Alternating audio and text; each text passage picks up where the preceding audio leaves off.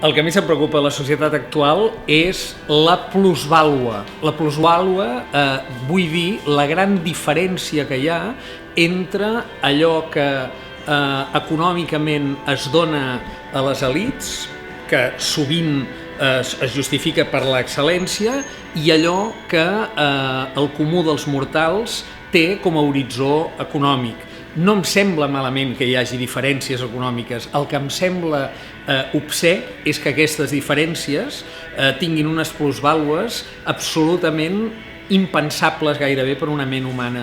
I això la crisi ho ha fet cada cop més palès. La NBA, que és un sistema productiu relacionat amb el bàsquet que tothom pot conèixer, té una fórmula, diguem, de funcionament en el qual el sostre i el terra estan perfectament delimitats. De manera que l'especulació també té el seu límit i amb això la plusvàlua mai no pot créixer més enllà del que prèviament s'ha establert. Això, exportat, diguem, grosso modo a una societat, voldria dir que les diferències de nivell haurien d'estar molt més planes.